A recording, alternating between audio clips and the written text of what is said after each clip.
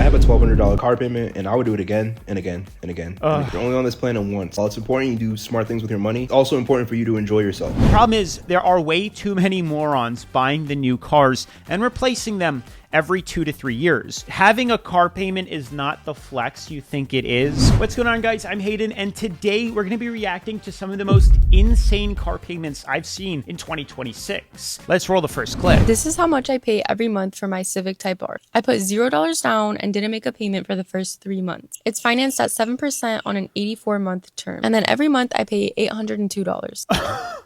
$802 for 84 months at 7% interest is absolutely diabolical, just like these comments say.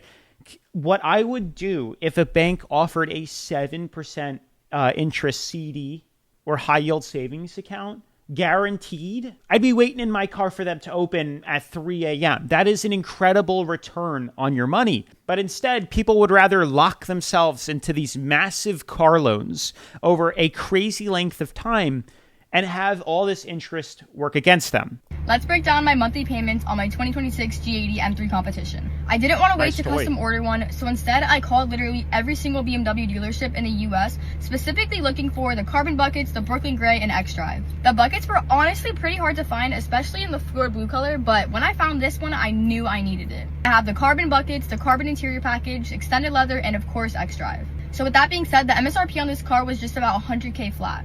I traded in my 2022 Chevy Silverado RST and I got $12,000 in equity, so that went right into the down payment for the M3.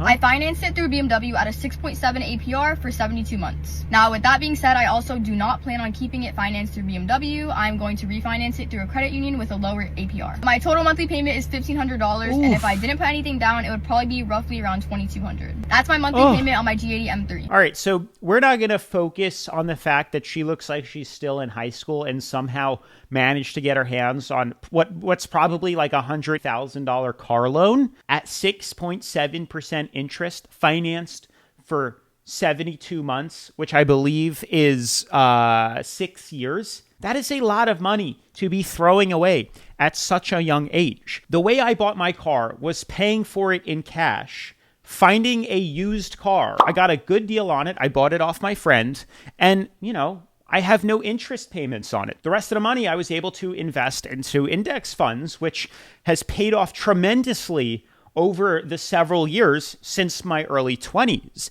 I have a $1,200 car payment, and I would do it again and again and again. And if you're only on this plan once, while it's important you do smart things with your money, it's also important for you to enjoy yourself. You're paying a mortgage on your car. I don't care. I'm interested in cars, and I have a twin-turbo V8. In my 20s. In life, you have to make calculated decisions. It's a give and take. It's a push and pull. So where I may overspend on my car, I underspend in other critical areas of my life. Like I barely buy myself new clothes, don't drink any alcohol, I definitely don't smoke any of that good stuff. So I may be $50,000 in debt, but it's my life. Honestly, I understand where he's coming from. Comparison is the thief of joy. We were all kids, and, a big thing was, looking at what others had. Most people are in debt up the kazoo, buying cars they cannot afford to impress people that just don't care.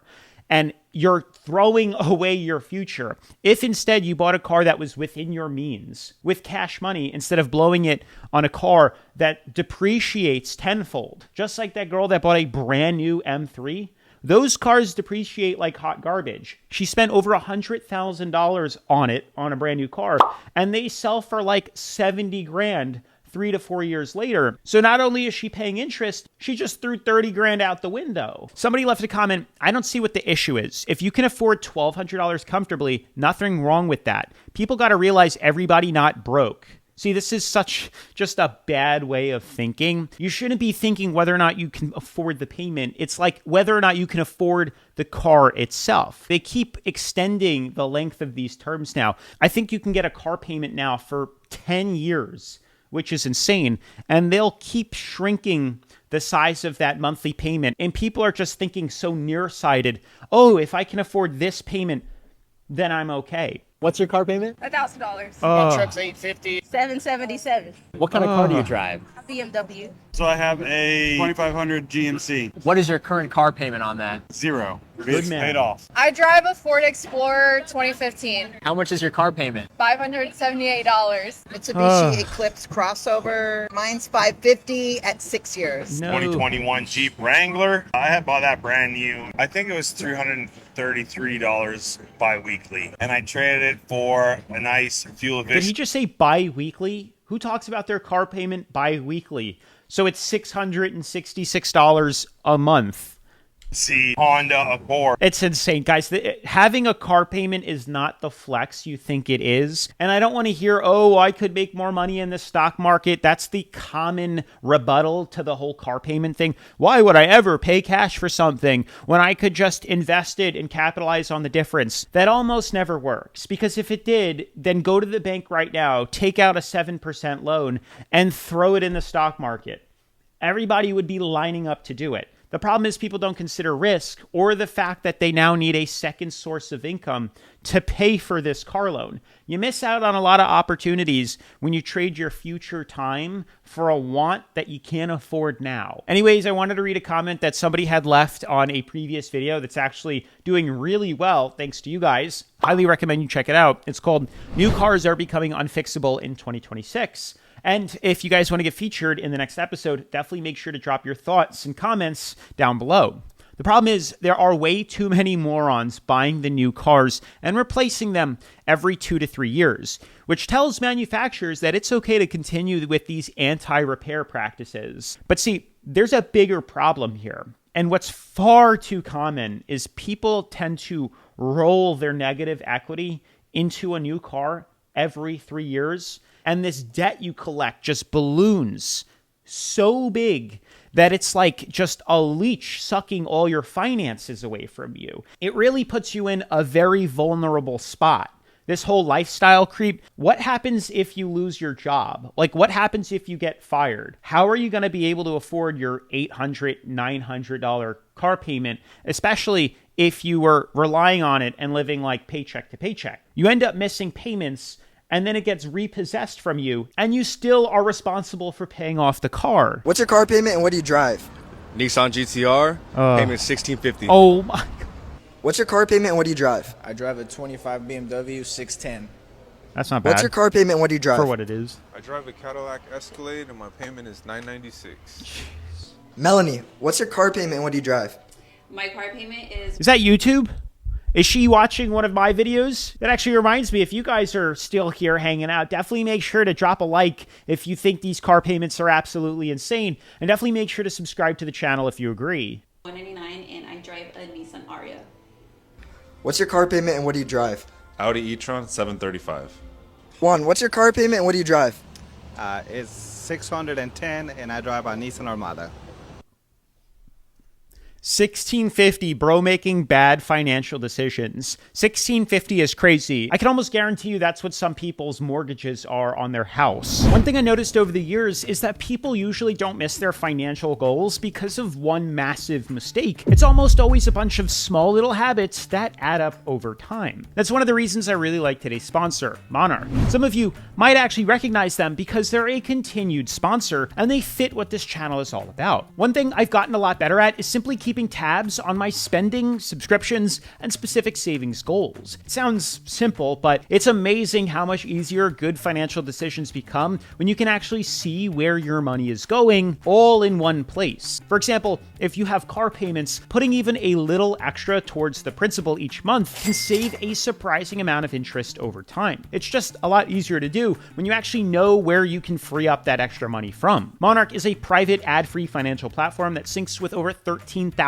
financial institutions, so all your accounts, spending, net worth, debt payoff progress, and recurring bills show up in one clean dashboard. You're the customer, not the product, so there's also no ads and no data selling. I also like that it keeps everything organized without making budgeting feel like a full-time job. You can separate your needs versus want spending, create custom categories, and Monarch uses AI-powered insights to explain changes in your finances in plain English. Also, if you manage money with a partner like I do with my fiance, way. It's really nice that you can both share the same dashboard, goals, and budget as a team, so you're always on the same page. So if you'd like to check them out, you can scan the QR code you see somewhere on screen, or use the link in the description to start your free trial and get 50% off your first year. Again, huge thanks to Monarch for sponsoring today's video and supporting the channel. The Benz officially hit my credit today, so let's break down how much the Mercedes-Benz CLA AMG 35 cost me. Keep in mind, I've been wanting this car for 7 years, so I don't need to hear anything about the payment or the money or nothing, okay? Anyways, so when I first got there, the car was $41,900. Then after I decided it was mine, we talked to the guy and we started like narrowing it down, and we got it down to $40,600. After we decided on that, I went over to financing. I got my financing, and when I did was I added a bunch of warranty into my car loan. So I added the windshield protection, which I already need because my windshield already cracked. Have the work. I've never heard of that. A windshield protection package. Most insurance companies will pay to replace your window for free. What? I replaced my windshield in my Honda 5 times at the worst level Man. windshields. I don't know what it is. So I added that. So glad I did. I added gap insurance, of course. Why would I not? I added I added the extra warranties, and then basically anything I could add, I added to it because I was like, oh my gosh, we're not fucking around. After that was said and done, and tax, title, and license were added in, the car was $51,233. She paid $51,000 for a $40,000 car. She spent 10 grand or like 6 or 7 grand in warranties. Oh, the salesperson must have had a field day with her. Everything. I did put down $2,000, even though I was able to put $0 down, but I wanted to buy down a smaller rate, so I bought down an interest rate by like 0.1, which is like nothing, but over time it's just like a little bit, and it just made me feel a little bit better, you know what I mean?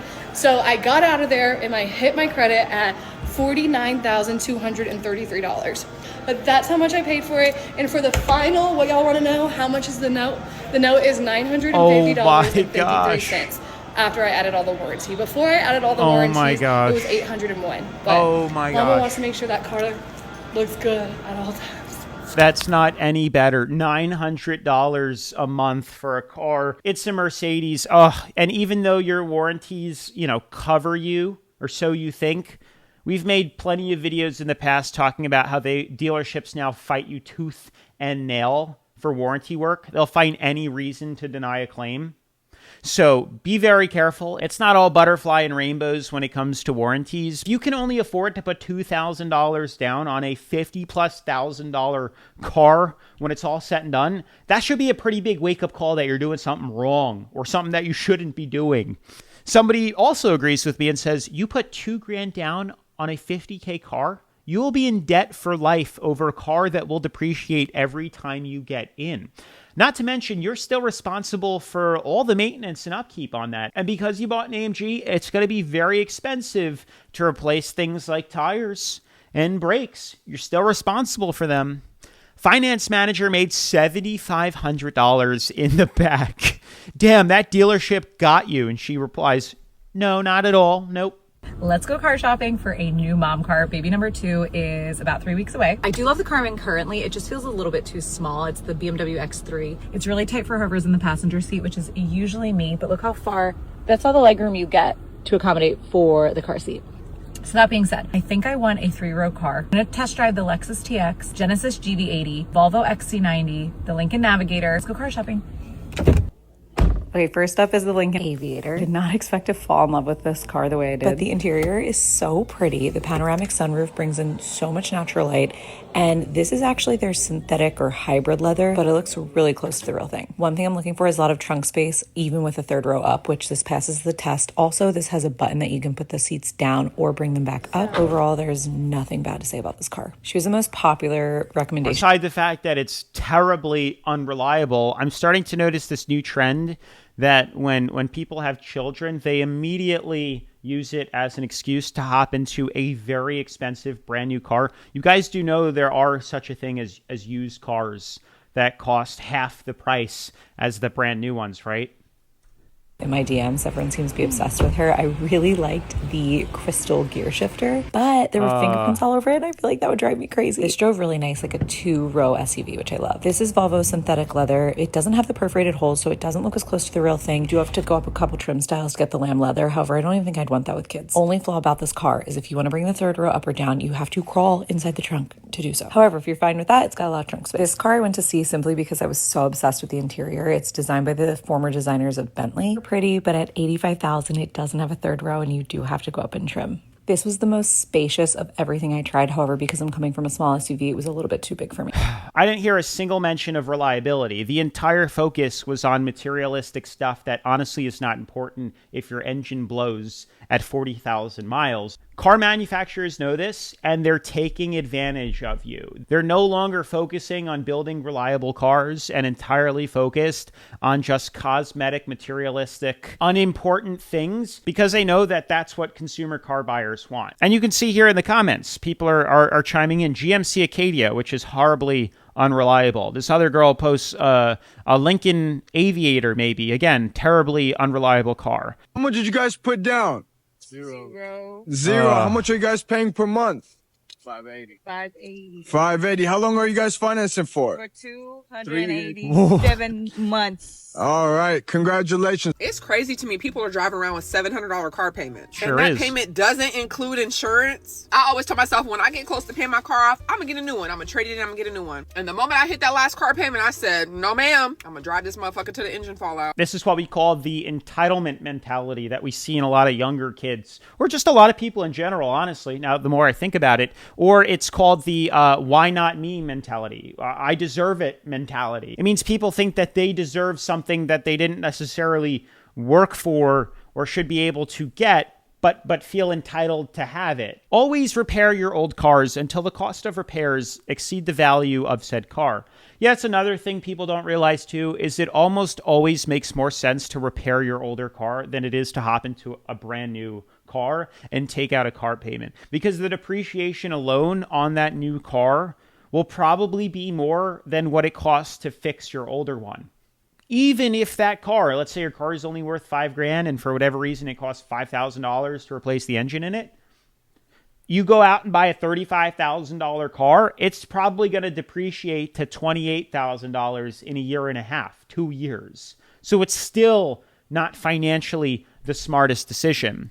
People who buy the $100,000 heavy-duty diesel pickup truck, they'll usually buy a $100,000 fifth-wheel camper and or a $100K boat just to find an excuse to use the pickup truck. I've run into a few people who have gotten new cars and new trucks, and there's always some excuse as to like why they needed it that clearly wasn't necessary, but it helped them feel better about why they went into debt for it. People out here stuck with a $500-$600 car note. And they went to go get the car. Their credit was so messed up. Not only did they get messed up with the bad car payment, the interest rate through the roof. And for some people in most situations, when they get you at the dealership, they want to tell you could put down an extra $1,000 to knock $20 off your payment.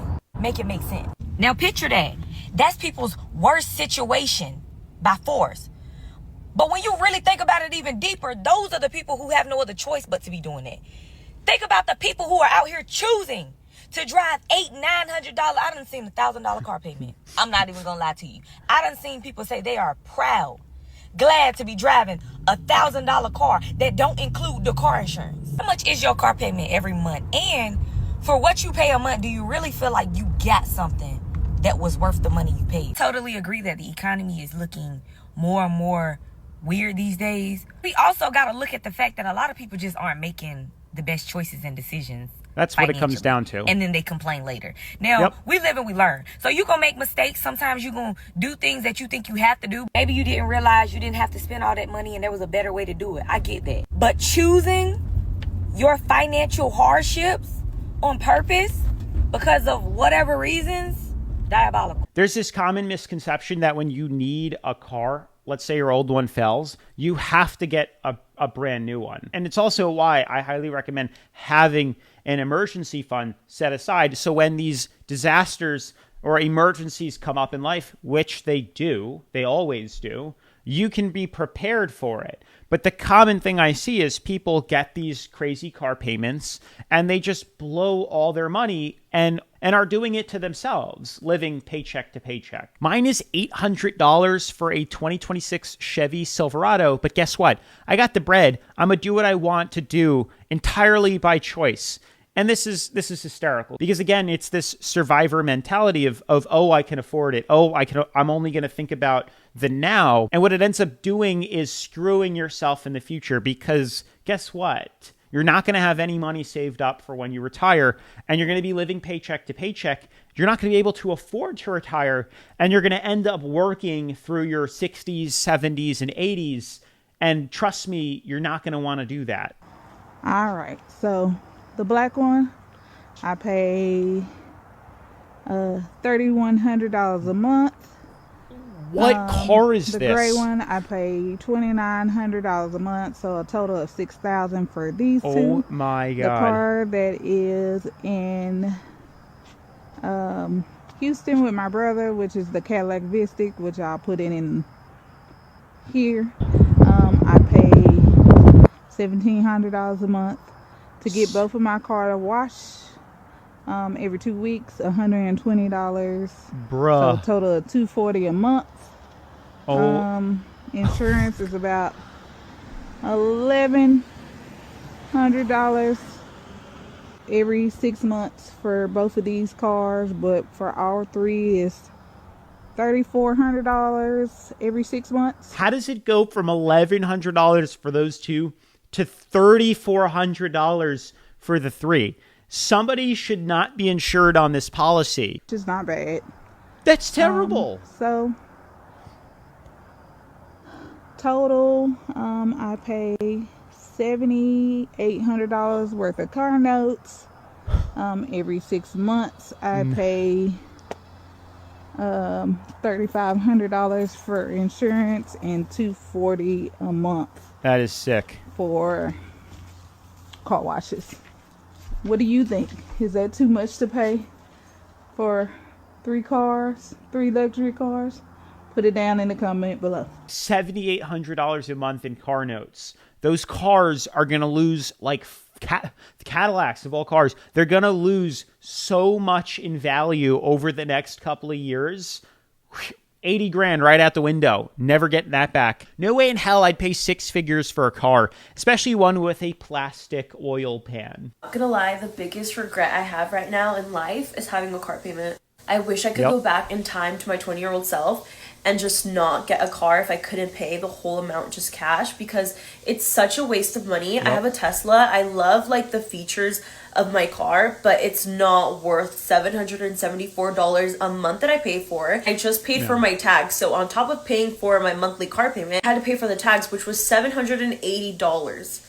That is just like ridiculous. And sometimes when I'm laying down at night and I really put things into perspective, I'm just like, when I die one day, I'm not gonna have that car sitting in that grave with me. Like, all of that money to waste just for one day, it to not even be mine anymore. I do not need to spend that much money on a stupid car. Now that I'm older, I feel like cars are the biggest waste of money. Really want to like low-key get rid of my car and just buy a car cash, and like I just don't care anymore to have a car payment. I hate it so much. If you're looking to get a car, honestly, if you can't pay it cash, then don't get a car. It's not worth it. I promise it's not worth it. That's the reality check most people need. And unfortunately, the car market and the car industry has done a really good job at normalizing car payments as if you're supposed to have one of them. That's not the case. And it shouldn't be normalized. And it's not a good idea. It really isn't. I understand some people really like cars.